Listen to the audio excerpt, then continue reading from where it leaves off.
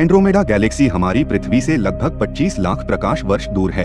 यह आकाशगंगा एंड्रोमेडा नाम के एक तारामंडल यानी कि नक्षत्र में स्थित है, लेकिन इसी वजह से इस गैलेक्सी को एंड्रोमेडा नहीं कहा जाता। असल में एंड्रोमेडा एक ग्रीक की प्राचीन राजकुमारी का नाम था। उसके नाम पर से ही ये नाम रखा गया है। हमारी आकाशगंगा की तरह एंड्रोमेडा आकाशगंगा का भी आकार सर्पिल है, लेकिन यह हमारी गैलेक्सी से बड़ी है, लगभग 2 गुनी बड़ी। एंड्रोमेडा गैलेक्सी की लंबाई 2,20,000 प्रकाश वर्ष जितनी है, जबकि हमारी मिल्की वे की लंबाई सिर्फ 1,20,000 प्रकाश वर्ष के आसपास ही है। लेकिन इसकी चौड़ाई यानी कि जो बीच में से उठा हुआ भाग होता है, उसकी लंबाई लगभग हमारी आकाशगंगा जितनी ही है, यही कुछ 1,000 से 2,000 प्रकाश वर्ष के आसपास। यह गैलेक्सी सच में बहुत ही रहस्यमयी है। इसके अंदर 1 खरब जितने तारों को खोजा गया है, लेकिन अंदाजा लगाया जा रहा है कि इसमें 2 खरब जितने तारे हो सकते हैं। जैसे हमारा सूर्य एक तारा है और उसके आसपास कई ग्रह परिक्रमा कर रहे हैं, ठीक उसी तरह इन 2 खरब तारों के आसपास भी कई ग्रह परिक्रमा कर रहे होंगे।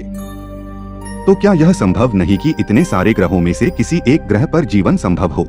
आपको यह तो पता ही होगा कि भविष्य में हमारी आकाशगंगा मिल्की वे और एंड्रोमेडा गैलेक्सी दोनों ही एक दूसरे से टकराने वाली है।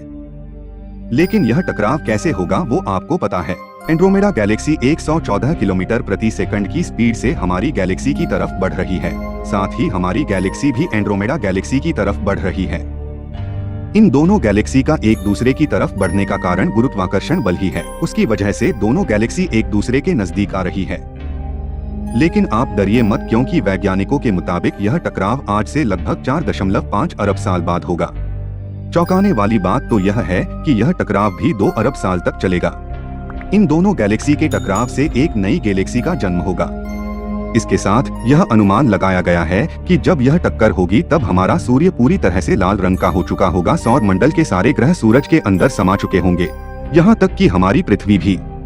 वैसे ऐसी टकराव की प्रक्रिया होना हमारे ब्रह्मांड में आम बात है, बल्कि खगोलशास्त्रियों के मुताबिक हमारी मिल्की वे गैलेक्सी का भी जन्म 2 गैलेक्सी के टक्कर से ही हुआ था। हमारी आकाशगंगा की तुलना में एंड्रोमेडा गैलेक्सी लगभग 2 गुनी बड़ी है। इसी के साथ वैज्ञानिकों ने यह भी अंदाजा लगाया था कि एंड्रोमेडा गैलेक्सी का द्रव्यमान भी हमारी गैलेक्सी से लगभग 1.5 गुना ज्यादा है।